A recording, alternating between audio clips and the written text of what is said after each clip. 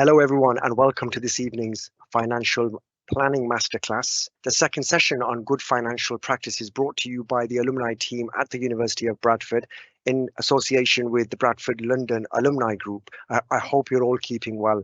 My name is Junaid Khan, Alumni Relations Manager at the University of Bradford, and I'm delighted to be introducing this masterclass titled How to Maximize Your Wealth and Retire on Your Terms.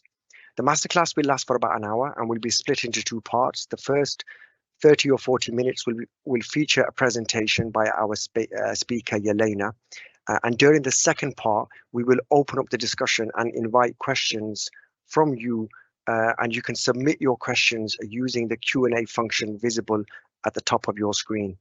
So, introducing our speaker then, Jelena Savonina is a Chartered Financial Planner and Operations Director at Ebor Financial Planning. She holds an Executive MBA from the University of Bradford, alongside being part of a fellowship program and with the Chartered Insurance Institute. As part of her role, Jelena works with and advises individual and corporate clients on how to build and maximize their finances, build wealth, and overcome economic uncertainty. Combining her work with her past experience of working in corporation tax for HMRC, Jelena is able to deliver a comprehensive financial plan to all of her clients. So without further ado, I'd now like to open up the floor to Jelena, who will commence her presentation. Good evening, everybody, and welcome to today's session, which in part builds on what we have spoken in the last week's session. But if you haven't attended, it can be treated as a separate one.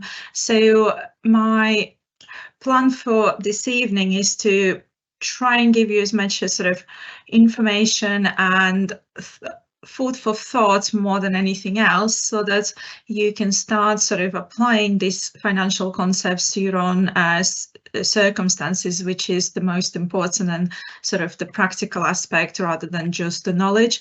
So in today's session, we're going to be talking about how to maximize your wealth and retire on your terms. So the aspects that I will be covering today will be around defining your financial goals, understanding more about pensions as a concept and how it fits into broader financial planning. It's also about touching on default funds and whether they're right for you within your retirement plan. And I'll explain a bit more what that means and how to go about it. We'll also talk about how to start thinking about the investment strategies and investment choices that you will all have to make as part of the financial planning journey. I will share with you a financial success formula, and I'll touch briefly sort of on aspects of protection, and I will talk about the role of financial advisor and how you can benefit from working with one of the advisors in our industry, and how these people can help you to make better choices and sort of get you closer to your own goals and objectives. And I believe at the end of the session, there will be a Q&A part where you can ask some questions, and I'll be delighted to answer those where I can. So I will start with defining your financial goals, because any financial plan or any financial journey starts with thinking about where you're trying to get, what's really important to you. And this is one of the first things and conversations that I have with my clients. Is not about the product or investment strategy that I will put across. It's more about where you're trying to get to, what lifestyle you desire to live, what other aspects are important, because there are not two identical financial plans. There are instruments that you can use to address certain sort of challenges or deliver certain outcomes, but each outcome is effectively unique because everybody's circumstances are unique, and of course their goals and aspirations are different. The things that I would encourage all of you to consider is, what is the desired lifestyle, not just now, but also what the things you would like to be doing in the future, and how much finance does that require? Because some people may find that they want a very active sort of retirement. Some may have later families and various other commitments, which you know, if you're not considering these things, it's very difficult to try and plan to have a realistic plan. I would say all of these goals and objectives, they do translate to some degree of, you can start putting numbers in terms of what financial expenditure would mean if you were to undertake these activities, and how more than anything else it would impact on your income side of things as well, because some people desire to retire early, some others are more committed and they see work as part of their life because they do enjoy what they you know, their profession and contribution. So again, it's very important to see what different options are and where you would like to be, and that translates obviously into future capital needs in terms of ways to generate income and to have some capital for various one-off expenses or bigger expenses that you may face. And of course, timing comes in as a very important factor, because somebody in their 20s have a long time to accumulate wealth and sort of build towards their financial future. Those of you who are a little bit later on this journey may find that they're facing a much shorter time frames, which means there are some bigger and sort of decisions and things need to happen a lot quicker than you might sort of thought about it before. And of course, having a clear picture as to where you're aiming to get to is, you know, makes the targets and work towards it easier, because then you can start planning rather than sort of hope for the best, which we all do, but without financial plan, it's a lot harder to make sure that you achieve a good outcome. And effectively, if we put it on one sheet of paper, because I like to simplify things, on one hand, you are having your goals and dreams and aspirations, as I call them, and on the other hand, you have resources that you already built, and most of you will probably have some gaps that need to be filled in.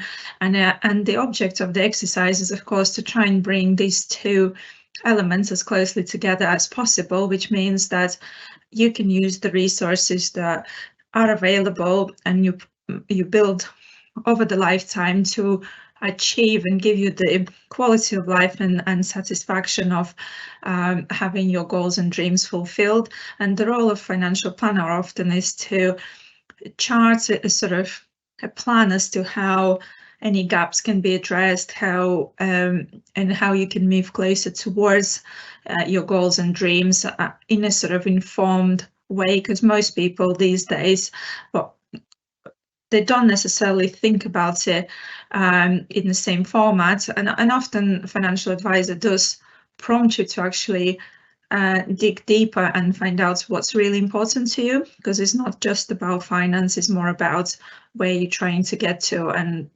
what is the core important thing in your life which drives everything else.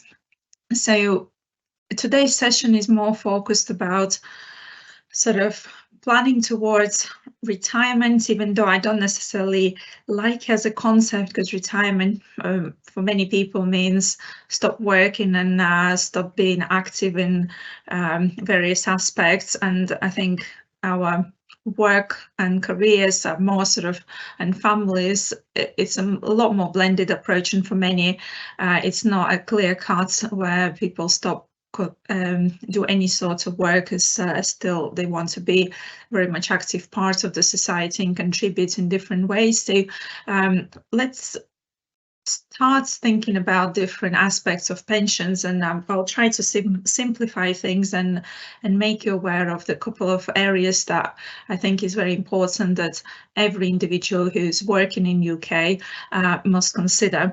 So historically, before our government for many years started to simplify pension arrangements, which makes me laugh and cry at the same time, and I'll explain why. a lot of people in UK used to not have to make a lot of decisions, because pensions used to be something that employer provided as part of the benefit package, and all the sort of decisions used to be made by the employer and ultimately the professional people they worked with, which you may probably have heard the term of defined benefit pension schemes, which these days is a gold dust, which is unfortunately no longer available for majority of UK workforce. Having said that, you may have all the contracts that are still there, or if people are working in the government sector, some are still benefiting from these arrangements. And effectively, on the left-hand side, you could see that if you were a member of this scheme, then it guaranteed a secure income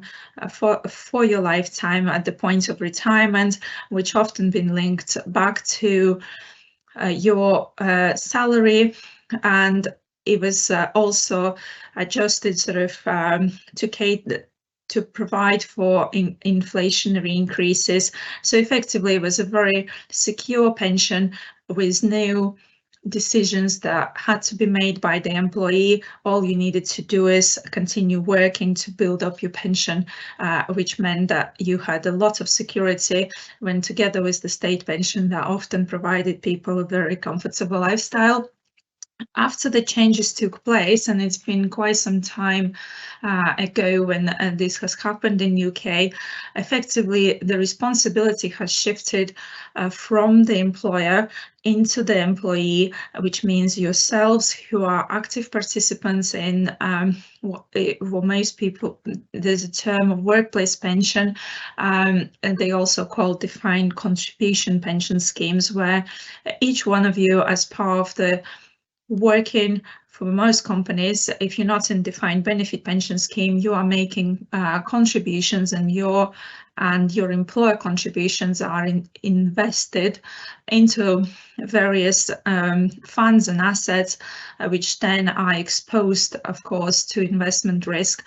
And the outcome of your pension provision will depend on numerous factors. It will depend on your level of contributions.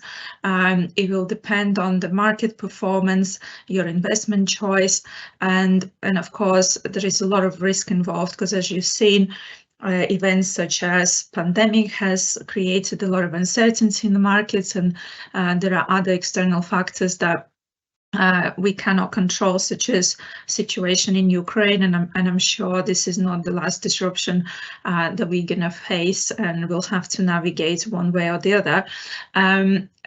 It's also important to say that when it comes to workplace pensions, they do provide a sort of often a much more limited choice in terms of the investments, because they're designed to be simple contracts so that majority of people don't have to make complicated investment decisions.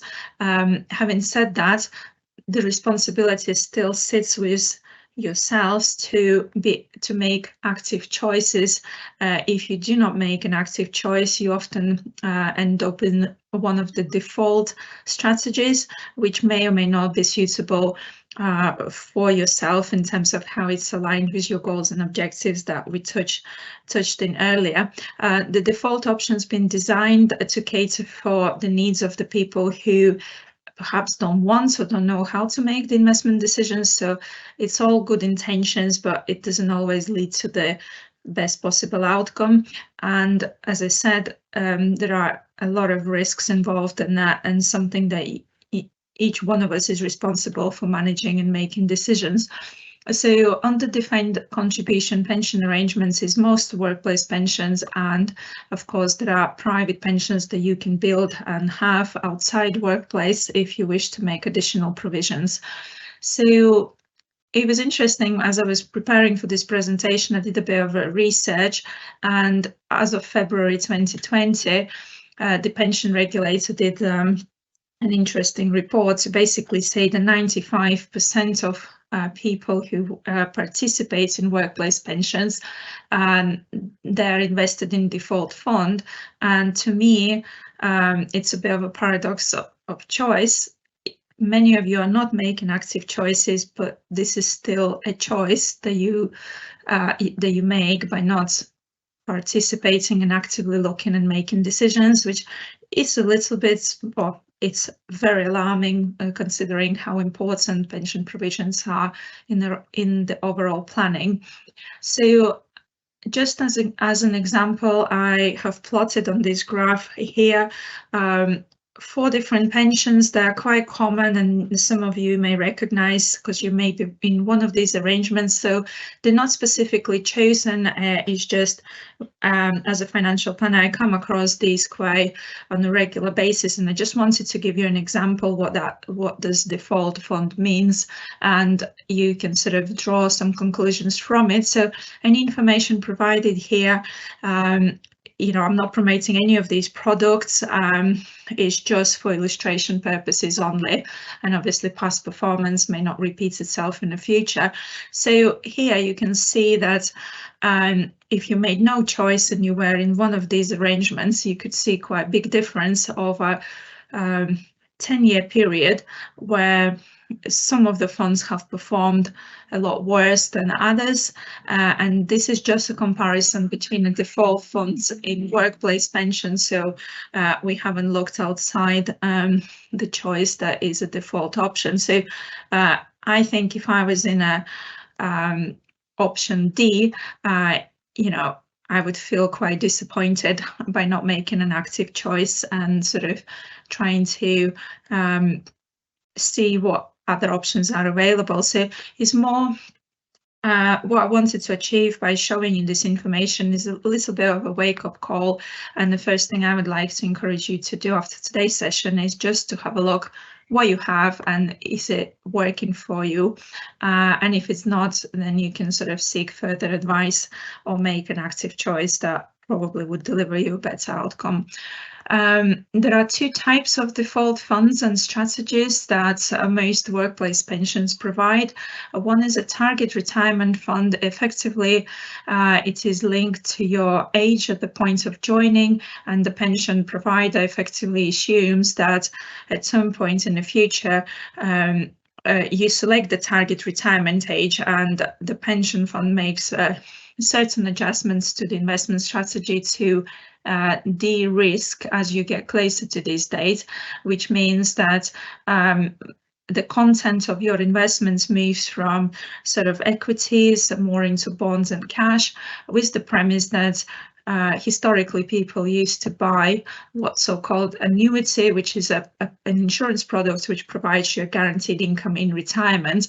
Of course, since we had the pension freedoms, and most of you know that in UK you don't have to buy a guaranteed income product at the end of the sort of your working life, you can use your pension fund to basically take withdrawals as you see fit throughout your later life, and it's sort of and your retirement ages, which means you can sort of take as regular income, you can leave invested, or you can do an ad hoc withdrawal or a combination of various of these options, providing that your pension provider can accommodate those, because different plans have some restrictions, but of course you can seek further advice if your plan has limitations. One of the things to consider is the target retirement fund is based on certain assumptions of you knowing exact time of when you're going to retire. And I think when you ask somebody age 40, it's probably very difficult to predict the exact time when you're going to retire. So that if you don't have accurate details and it doesn't match how you're planning to use your funds in retirement, you may not actually get the right outcome for yourself. The other very common strategy is a lifestyle strategy, which again does exactly the same. As time goes on, your investment is automatically phased into less riskier assets, which means usually around 10-15 years prior to retirement, the content of your investment starts to change automatically, and that can pose some serious limitations in terms of, these are your years when you should be growing your fund, but on the other hand, if you are in one of these automated strategies, because you didn't make an active choice, you actually might be losing out on market opportunities. It can of course work both ways, but the lifestyle strategies and target retirement funds, they are automated, so you don't get to choose what happens to your fund. But you do have a choice of making fund switches, and you can contact your provider and make an alternative decision if you feel that that is more appropriate. So again, every person's circumstances will be different, so I'm not in a position today to advise you if any of those strategies are suitable for yourself. But of course, my intention is just to bring these aspects to your attention so you can review your own arrangements and make sure they are working for you. So, and the other aspect is, of course, to check fund charges and past performance of the things that you are invested in, and sort of evaluate whether your current arrangement provides a good value for money. Because as you've seen in the previous slides, the outcome can be quite different, and that's just a comparison of 4 different funds. Obviously, you might be in completely different strategy, which may provide better or worse results. So it's an active call for action to just have a look and make sure you're comfortable with what you have. When choosing investment strategy, there are several aspects that is worth considering to make sure you choose the sort of appropriate strategy, because your attitude to risk is important. Some providers may give you a facility or tool to assess your attitude to risk. Your capacity for loss is another concept which basically talks about, if you were to lose a certain part of your portfolio, can you still maintain your lifestyle, or would that be an absolute sort of detrimental to your future ability to maintain desired goals and objectives? So the time horizon is also important. Most people will find that as they get closer to the time when they do want to start taking withdrawals, it's perhaps very important to think whether it's appropriate to take market risk with whole portfolio. Maybe it's worth checking and seeing whether parts of it is better placed in more safer securities to accommodate the upcoming withdrawal, because one of the biggest risks for retirees is actually taking money out when the market has experienced a fall, such as, for example, pandemic, when things dropped by 25%. You definitely don't want to be taking the money out of your pension plan. Having said that, if you not prepared and altered your investment strategies quite some time before that, if you were not to take withdrawals, that would mean you have to carry on working, which may or may not coincide with your goals and objectives. That's why timing and making these plans ahead of the time is very important to ensure that you can still do the things you wanted and planned to do, rather than financial markets altering your sort of desired lifestyle or making impacts on your future decisions. Charges, of course, is a very important aspect. If you are invested over a long period of time in very high or expensive funds, obviously all of that eats into your returns and ability to get a very good outcome, and all of this accumulates, which has a longer term impact on the value of your fund. And like I said, it's important to think how you're planning to access your investments in the future, because like I say, some of you may still face a very long time of investments, even when you sort of age 57.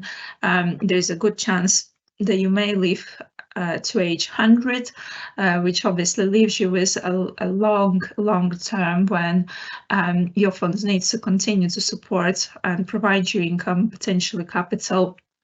So it's not just a case of getting to the retirement, it's actually managing the post-retirement time frame is very important. That can have major consequences for your sustainability of income in retirement effectively.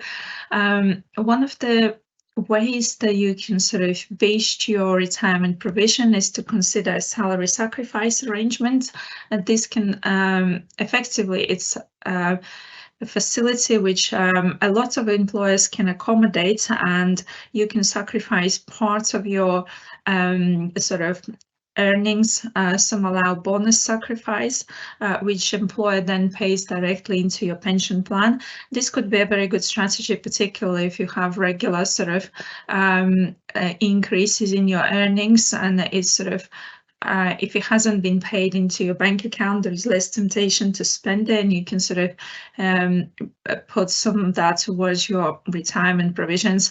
It does impact some other benefits, so it's worth considering that altogether, because your employer may have a death in service benefit which is linked to your salary. So if the salary reduces, then of course that may impact some other things. So I have prepared a little bit of an illustration for somebody who wants to do a salary sacrifice. One of the other added benefits is that employer national insurance.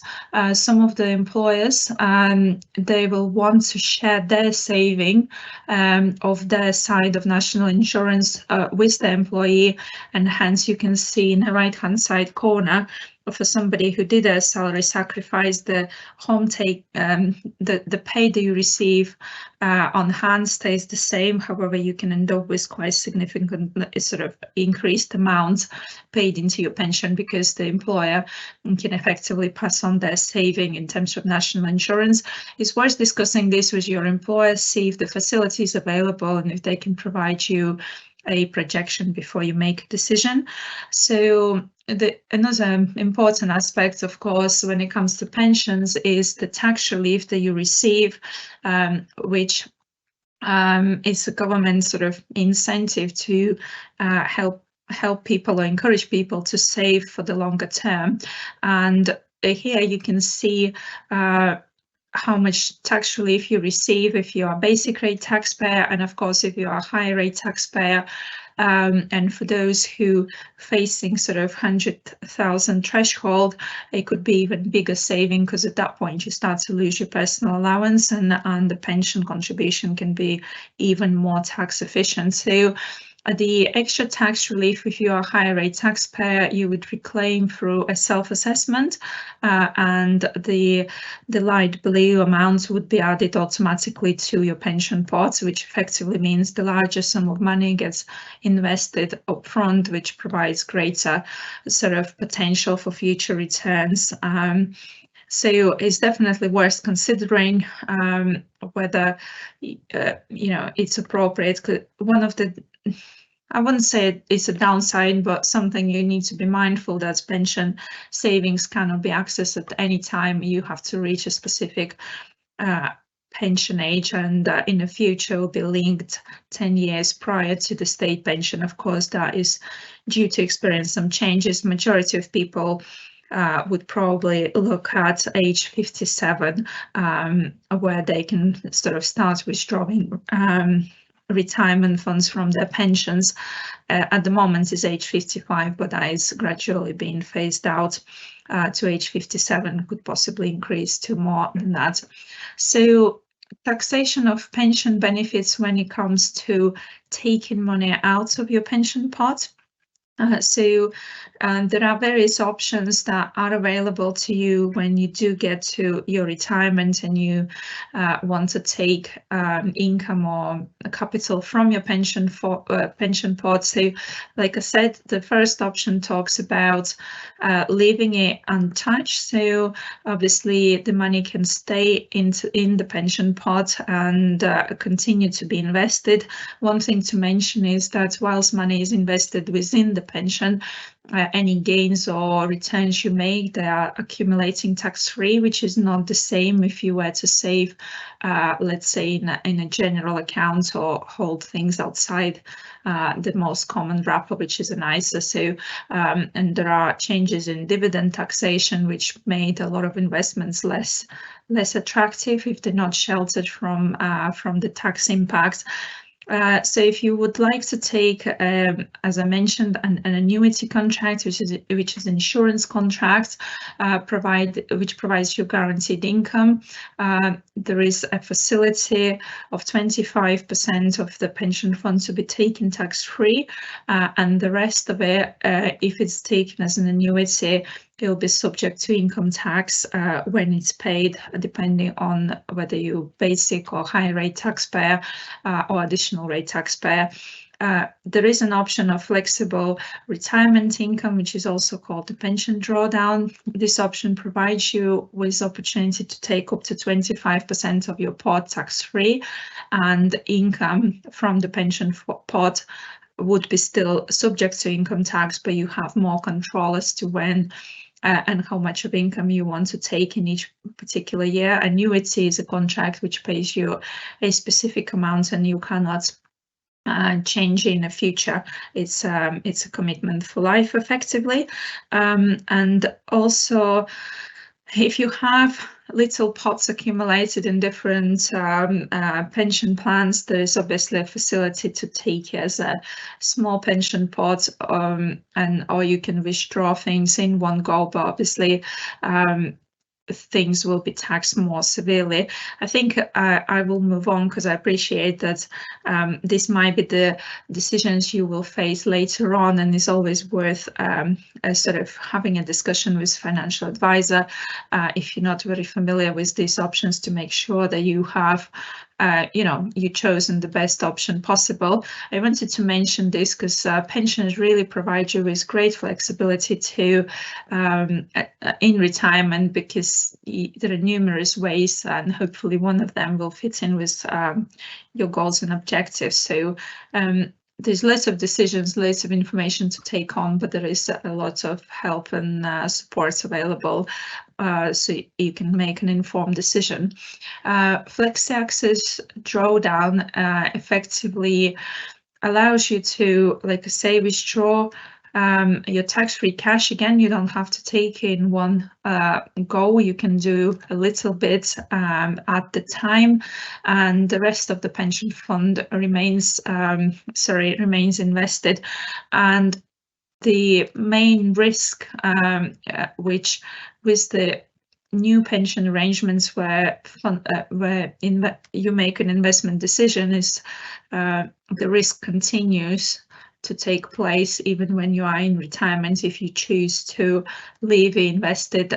So the decisions that you have to make, the time period expands, and that's why it's probably worth thinking about your pension beyond age sort of 57 or your desired retirement age, because you will have to manage your pension provisions for a much longer period of time beyond that.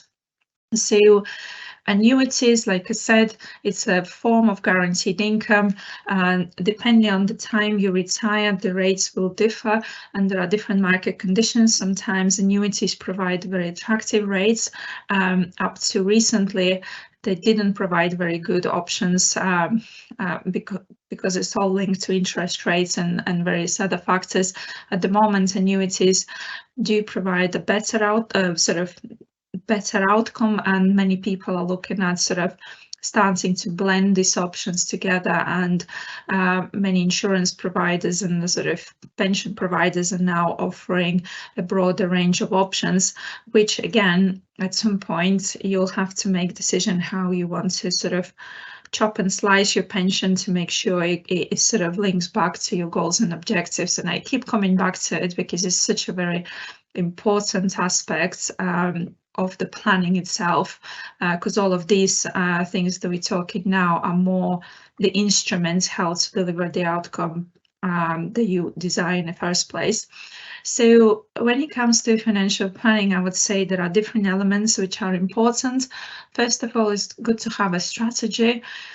Secondly, it's very important throughout your financial journey to consider tax aspects, both now and in the future. I know these things change, but if you use efficient tax wrappers and you maximize tax advantages, that contributes to a much better outcome.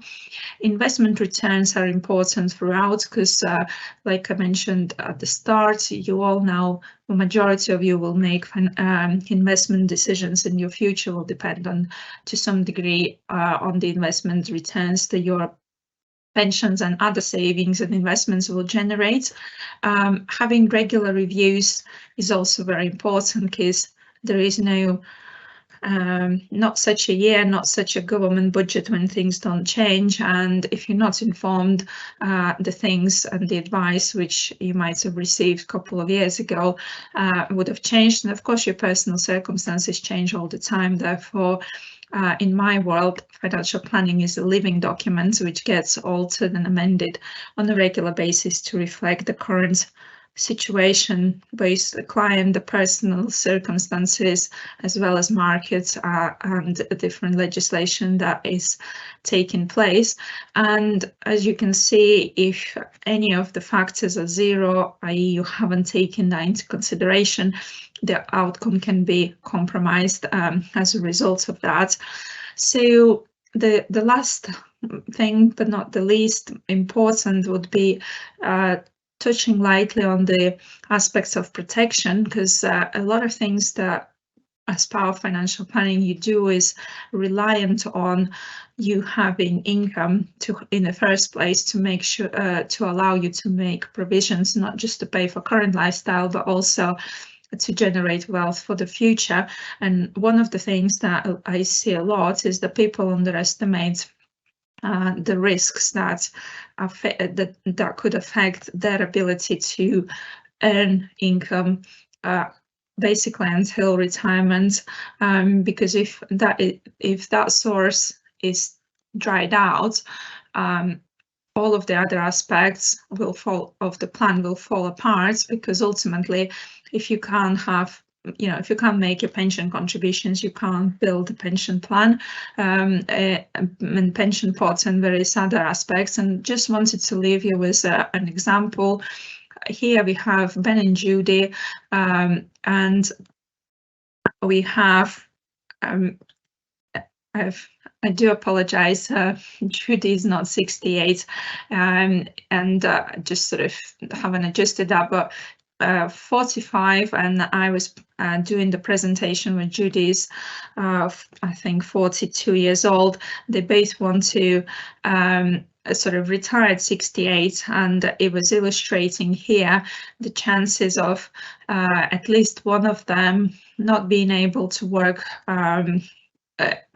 and then these are the chances of you experiencing different sort of events. A lot of us would have so-called life insurance, and actually for somebody younger age, the chances of dying are a lot smaller. Of course, the impact can be quite severe, particularly if you have mortgage sort of arrangements and liabilities. Having said that, there is a great chance for a couple in their 40s to experience periods where at least one of the partners cannot continue to work, which means the earning side will be compromised, and that would also have a major impact on your ability to make provisions for your future, because obviously your resources and your emergency fund will be stretched out. So it's worth checking what is provided by your workplace. There are some benefits that your employer provides. However, it's not uncommon that many people revert back to statutory sick pay provided by the government, and that will, in 99% of cases, would not deliver the lifestyle or income that you would want or need to continue to sustain your desired way of living. I would finalize it by sharing with you the role of financial advisor is in many ways is to try and clarify your goals and help you to sort of formulate it, because a lot of people, when they first engage with financial advisor, they're not 100% clear, or even in their own mind as to where would they want to be. Sometimes it's very difficult conversations. Some of them are emotional, and the financial advisor can help you navigate those. As a financial advisor, our role is to help deliver this, develop and then deliver the strategy, minimize any impact of taxation, talk about risk, and minimize the impact of you taking the right level of risk at the right time, and particularly when it comes to withdrawals, there are strategies that work better in that phase. Obviously, helping you to choose the right investment, providing education, monitoring progress towards the objectives. And practical takeaways from today's session is one of the best wisdoms I can share is pay yourself first, which means make certain commitments when the best way of put your money aside before you spend things on everything else.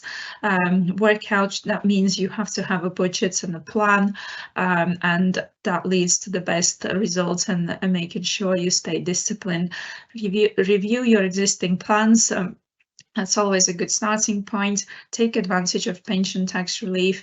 And also, many of you would have changed jobs throughout your working career. So looking at consolidating your pension arrangements may actually help you to have a better view as to what future will hold, and not losing any little parts, particularly if you're moving house, you haven't updated your address, all these things can start disappearing. And, if people move jobs very often, by the time you retire, you may end up with several pension arrangements, which is hard to manage or make sense of it.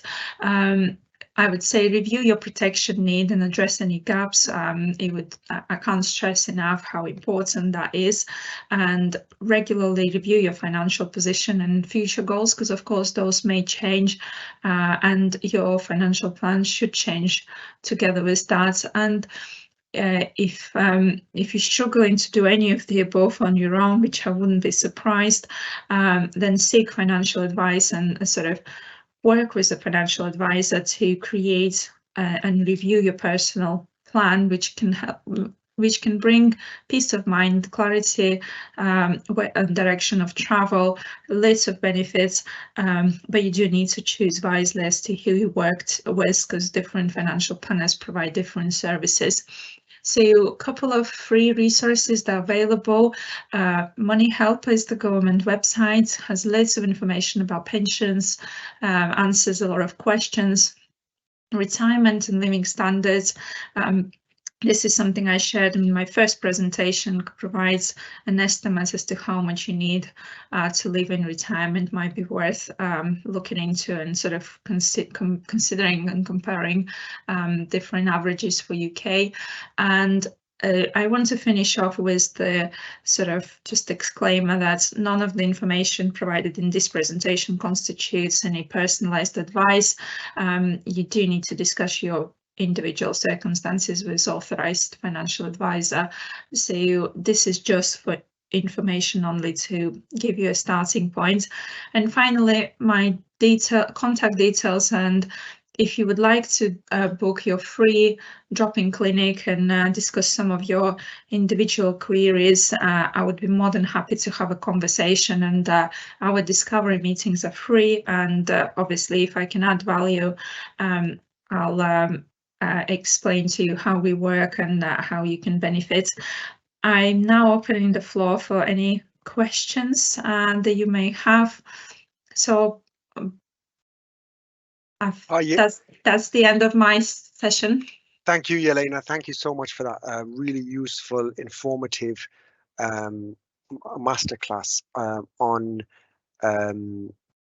financial planning there. And so I found that very beneficial, and I'm sure many of our participants who've joined us today will have also found that really useful. Some questions that we have that have come through, I'm just going to run through some of them as quickly as we can, because I'm conscious of time. The first question was from Marco Lee, who wanted to ask if the NHS, if that is kind of defined, is that a defined benefit or a defined contribution pension scheme? Are you aware of that? NHS most likely will provide you with the defined benefit pension scheme. It's worth asking the details, because you can contact your HR, or usually there is a dedicated pension help desk. Can answer questions about that particular scheme, and you should receive an annual statement. And if the statement says guaranteed pension, and gives you an estimate, that is an indication that is a defined benefit scheme. However, alongside that, most schemes allow you to build additional voluntary contributions. If you choose to do that, those are usually invested in defined contribution scheme where you have to make investment decisions. So you can actually have almost like a hybrid arrangement. So you might be one of those lucky people who still have a defined benefit arrangement. But it's definitely worth checking and make sure you understand the statements and what they mean and how they fit in with your plan. Okay, thank you.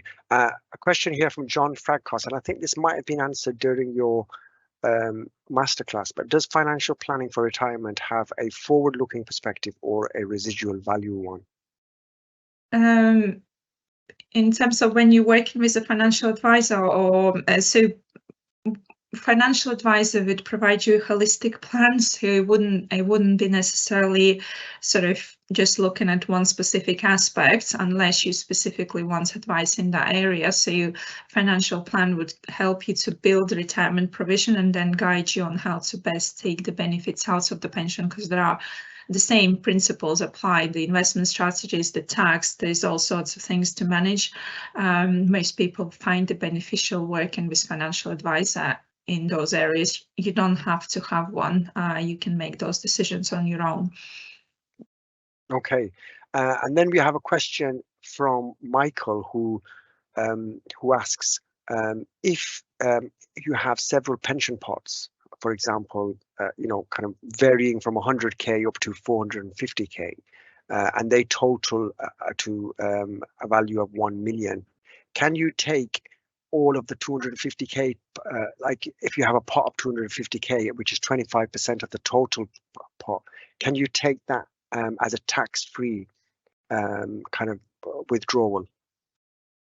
The current rules, and I will stress that this is just the current rules, they stipulate that previously you had the lifetime allowance sort of situation. The government had made changes. Having said that, it's not formally confirmed as a legislation yet, but the tax-free cash in the future, as our understanding now, will be limited to 25% of the lifetime allowance, which was fixed at 1,073,000. So you cannot have more than 25% of that unless you had different types of protection. But that would be, more technical question. I think that needs looking into individually outside this session, because it's very difficult to advise when it's a very complex area without knowing details of specific case. Yes, that's absolutely fine. And we will be sharing Jelena's contact details for anybody who wishes to follow up with Jelena after this session and perhaps ask some more detailed questions. Another question that's come through, Jelena, is from an anonymous poster. Is it better to merge small pots into one pot? I would say what we often see is one thing is important not to lose them, because they might be small, but you still paid, towards it, and your employer has paid towards it. So every little penny counts. Managing small pots, people forget about them. It's difficult, don't provide meaningful projections, because annual statements from small pots will look very ridiculous. So one of the simplest things you can do is you can bring them. If you don't want to engage financial advisor, often people bring into their current workplace pension. One of the things I would definitely check before I do that is to make sure that your historic pensions don't have any guarantees, because once you move them, if they had any specific guarantees, that would be lost on a transfer. So working with a financial advisor, we always check that. But obviously, you can try and check that yourself with your current provider before you instruct it. And like I said, I might have not mentioned in my presentation, you can have more than one pension pot, and you can have pensions outside your workplace pension if you felt that your current workplace pension is restrictive in terms of fund choices and various other sort of flexibility, so you don't always have to bring into your workplace pension. But for many people, that would be probably the first thing to consider. But like I said, it's still important you make investment decisions within that rather than leave it to chance and default funds. Okay. A question here from Paul Kendall. Do I, as an employee and my employer, avoid national insurance contributions on any monies paid in via salary sacrifice? So the salary sacrifice, if you reduce your earnings, then obviously that reduces the national insurance contribution that you pay. You don't avoid there is no such thing as avoiding tax.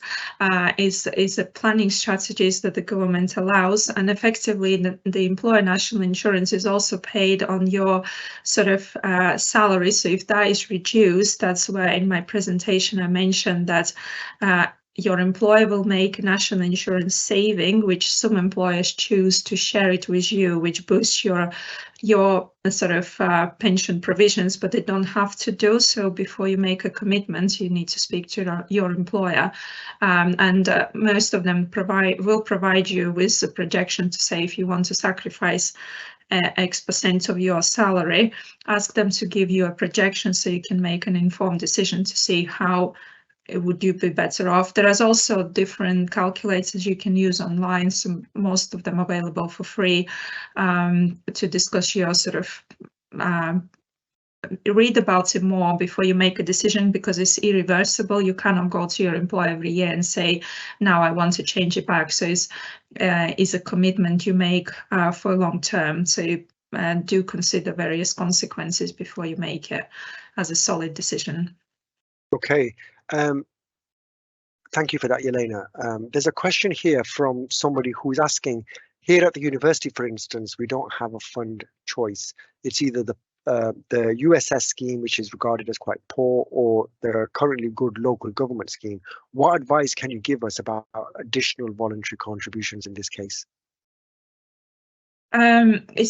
It's very difficult for me not without looking into specific scheme details. Like I said, you can have more than one pot if you don't want to place additional voluntary contribution in USS, AVC as they called.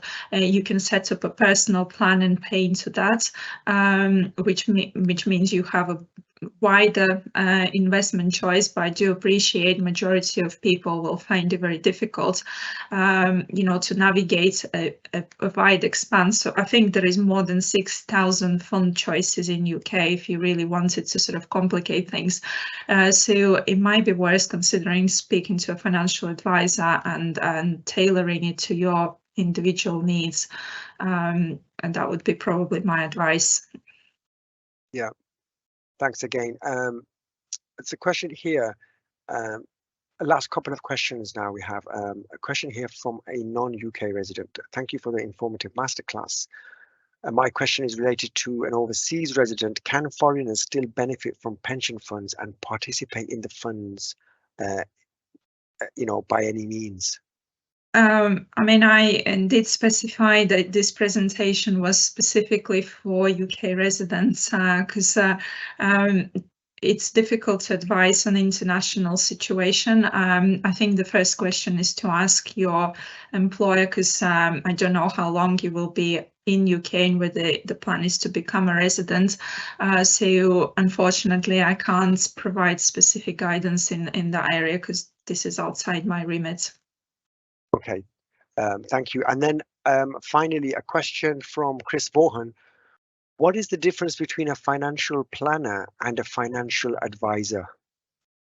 Those names are used often interchangeably.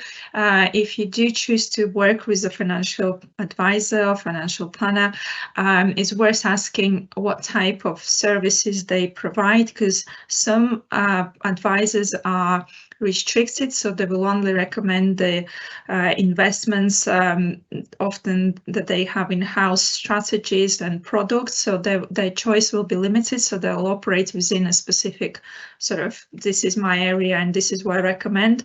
Some other advisors, they are independent financial advisors, so they can recommend any product, and they're more driven by your needs and circumstances, so they're not limited to choosing a specific provider or a product. So you and also it's worth looking at the type of the firm. Some are chartered like ourselves, that means a higher level of credentials in terms of expertise in areas that we sort of advise and knowledge that we possess. There are different levels of qualifications, so it is worth doing a bit of a background check on who you choose to work with, and do check Financial Conduct Authority registered to make sure your advisor is authorized and registered and sort of doesn't have bad reputation and complaints, because there is a lot of scam in UK, and you do really want to be working with authorized firms only. I cannot stress enough that you'll be giving a lot of personal details away, and you don't want to end up in bad hands. Absolutely. Jelena, it's been an absolute pleasure. Thank you so much for your time today, and also for the previous session that you delivered, both of which have been very well attended. There's been a lot of interest, and your details will be shared with all of the attendees after this session, so people can catch up on the recording if they so wish, and can follow up with you if they have any individual or personal questions. So thank you again, and we look forward to having you join us at a future session. My pleasure, and always welcome to reach out, because there are lots of questions which is difficult to answer in a group discussion, and financial advice is very personalized, so the better I know your circumstances, the better I can tailor it. That's why today's was more informative session, because I cannot give regulated advice without personal sort of background details. That's why I couldn't answer every question you asked today. Yes, of course. No, I think you have been great in the way that you've answered the questions so succinctly, which allowed us to get through so many questions. So thank you again, Jelena. Thank you again, everybody, for joining this session. I hope that I hope that you've found it very beneficial and have enjoyed it as much as I did. And we look forward to bringing you more events from the alumni and development team in the future. There will be more online alumni masterclasses and events coming up in the coming months, so keep an eye out for our social media and email updates. Finally, just before we leave you, we just want you to kind of bring to your attention this year's big Bradford reunion, which will be taking place on the 30th of September at the University of Bradford campus. This year will build on from the success of last year, which was the first edition of this event, bringing in a day of activities, showcasing the latest kind of research, faculty, anniversaries and achievements of the university and our alumni community. Details about the program of the event will be shared later this month, so keep an eye out for your emails and on social media. And until then, thank you for joining and have a good evening. Goodbye.